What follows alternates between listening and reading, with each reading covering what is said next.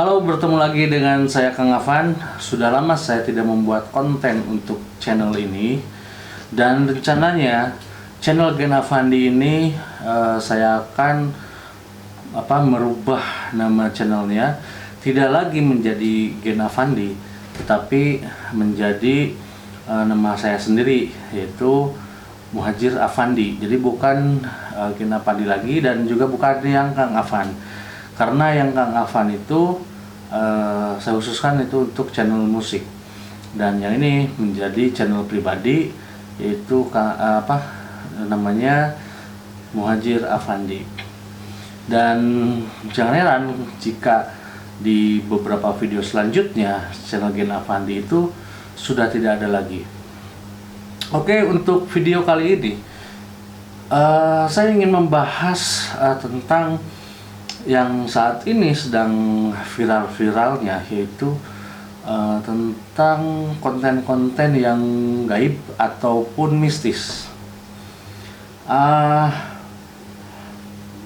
Memang untuk masyarakat di Indonesia masih banyak yang menyukai hal-hal yang mistis, berbau alam gaib dan sebagainya gitu. Kemudian beberapa rekan juga banyak menanyakan ke saya itu bagaimana ini, karena konten mistis itu kok rame gitu kan. Oke, saya coba bahas ya, karena saya beranggapan begini, banyak orang mempunyai pandangan yang salah terhadap makhluk gaib, atau dalam hal ini saya sebut saja pandangan yang salah terhadap makhluk gaib, jin ataupun hantu dan sejenisnya gitu.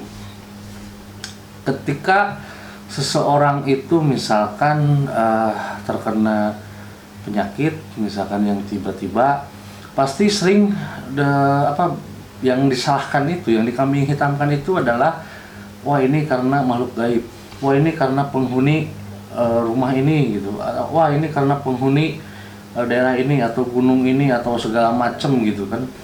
Nah, saya sih beranggapan sebetulnya begini ya, bukannya tidak percaya, karena percaya kepada makhluk gaib adalah salah satu rukun iman. Jadi harus diimani, diyakini bahwa memang ada alam ataupun ada makhluk selain manusia gitu loh. Jadi makhluk gaib itu ada, dan kita harus mengimaninya gitu, harus mempercayainya. Tapi bukan berarti kita itu harus terlibat jauh untuk menggali, mengcross check dan sebagainya gitu terhadap alam gaib gitu. Nah, dalam hal ini jadi gini, kita hanya diharuskan untuk mempercayai makhluk gaib, alam gaib. Tapi kita tidak harus untuk sampai mengulik ilmu ataupun mencari lebih jauh tentang dunia gaib gitu loh. Dan saya tidak setuju dengan pernyataan yang menyalahkan, misalkan ketika manusia yang sakit, kemudian yang tiba-tiba segala macam itu, wah ini karena jin, wah ini karena apa gitu, wah ini kebadi atau apa gitulah. Karena saya beranggapan begini, makhluk gaib pun itu adalah makhluk gitu loh, makhluk ciptaan Tuhan, dan mereka juga memiliki perasaan seperti manusia. Saya asumsikan begini, bagaimana jika misalkan Anda itu dikambing hitamkan atau disalahkan karena sesuatu gitu yang mungkin belum tentu dilakukan oleh Anda gitu. Nah, makhluk gaib pun saya anggap itu sama. Bagaimana mereka perasaannya ketika misalkan segala sesuatu itu yang disalahkan ini, wah ini karena jin, wah ini harus diruqyah, ini segala macam. Saya bilang emang tidak ada obrolan apa lagi gitu selain menyalahkan makhluk gaib gitu. Karena saya beranggapan bahwa kita sebagai manusia itu mengemban tugas yang sangat besar dan juga sangat banyak di muka bumi ini gitu. Jadi jika kita hanya fokus pada pada yang gaib-gaib seperti itu atau makhluk gaib, jin segala macam,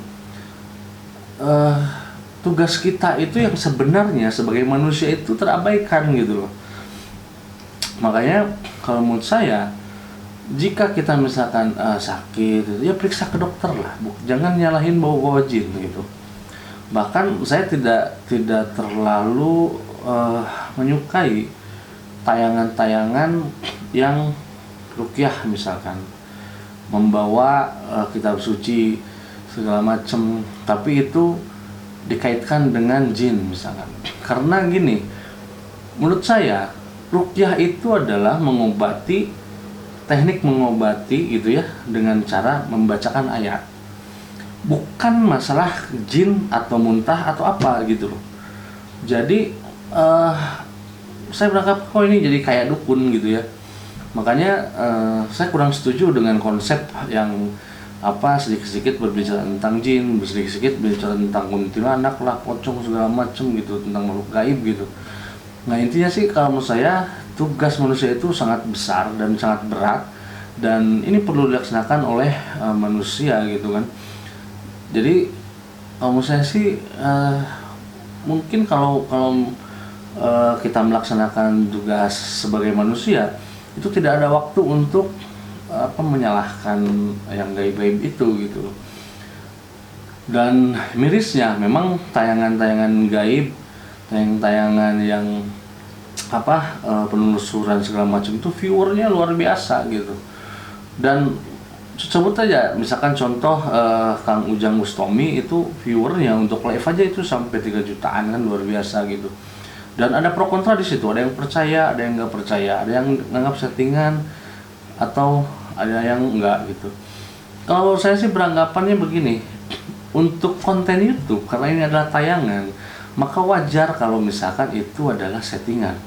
Tapi saya juga percaya bahwa ada beberapa orang, mungkin tidak banyak orang, yang diberi kelebihan oleh Tuhan itu bisa melakukan hal itu gitu loh. Jadi bisa jadi mungkin Kang Ujang itu memang salah satu orang yang diberi kelebihan oleh Tuhan itu bisa melakukan hal itu gitu. Cuman untuk konten YouTube ya pasti dikasih bumbu manis dan segala macam gitu, drama-drama atau apa gitu, karena itu agar menarik tontonan gitu. Itu saja pendapat saya terkait konten yang gaib-gaib itu gitu ya. Tapi intinya sih janganlah setelah kita selalu menyalahkan misalkan makhluk gaib, jin segala macam gitu, padahal sebetulnya itu adalah kesalahan kita sendiri atau dampak dari perilaku kita sendiri. Sampai bertemu di video selanjutnya. Jangan lupa like, share, dan subscribe jika kalian menyukai video kali ini.